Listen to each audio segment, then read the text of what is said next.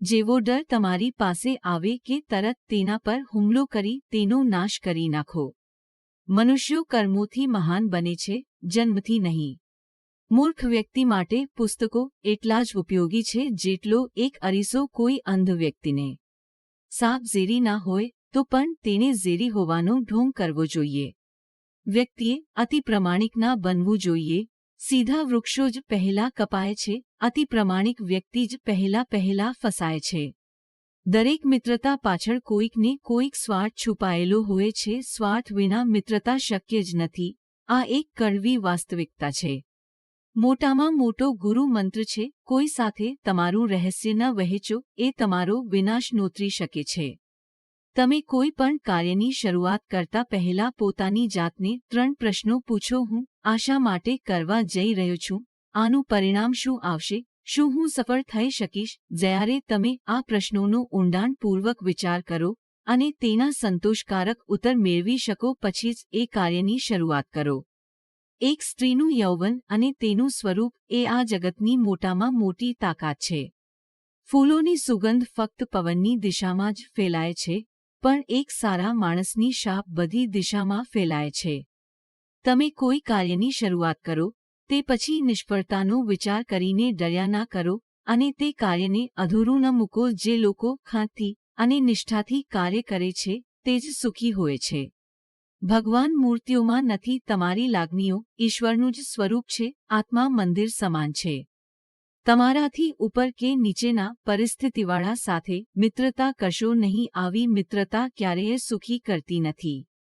પહેલા 5 વર્ષ તમારા બાળકને ખૂબ પ્રેમ આપો, પછીના 5 વર્ષ તેમને વઢો, એટલે કે તેમની સાથે થોડી સખ્તાઈથી વર્તો. તેઓ 16 વર્ષના થાય તે પછી તેમના મિત્ર બની જાઓ. તમારા મોટા થયેલા સંતાન તમારા શ્રેષ્ઠ મિત્ર બની શકે છે. શિક્ષણ એ સાચો મિત્ર છે. એક શિક્ષિત વ્યક્તિ બધેથી માં મેળવે છે. શિક્ષણનો સુંદરતા અને યૌવન બંને પર વિજય થાય છે.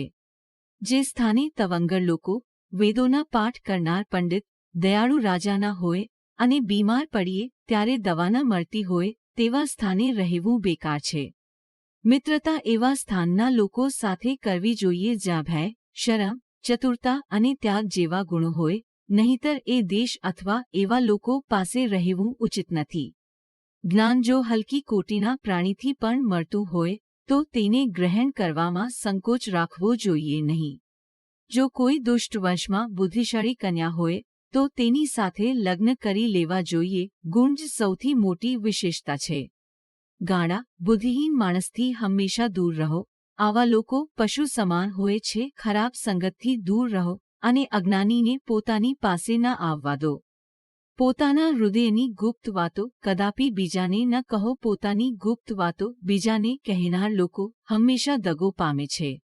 જે જગ્યાએ ઝઘડો થતો હોય તે સ્થળે કદાપી ઊભા ન રહેવું. ઘણીવાર આવા ઝઘડા લડાઈમાં નિર્દોષ લોકો માર્યા જાય છે.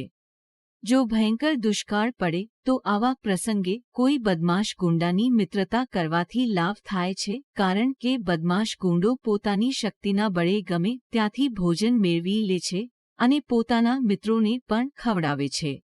દરેક માનવીએ વાસ્તવિકતાનો સહારો લેવો જ જોઈએ. કલ્પના કરી માઠા પરિણામો વિશે વિચારી પોતાનું લોહી બાળવું જોઈએ નહીં. કોઈ પણ કામની શરૂઆત કરતા પહેલા તેનાથી ગભરાવવું જોઈએ નહીં, તેમજ તેને અધવચ્ચે છોડી પણ દેવું જોઈએ નહીં. Powered by the વર્સ.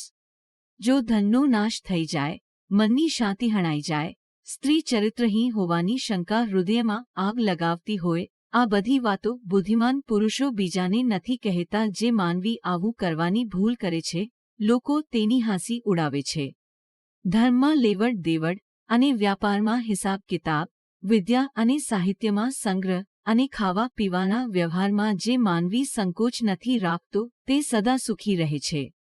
સંતોષ અને ધીરજથી જે સુખ પ્રાપ્ત થઈ શકે છે તે બીજી કોઈ વસ્તુથી પ્રાપ્ત થતું નથી. સંતોષ અને ધીરજ શાંતિનું મૂળ છે.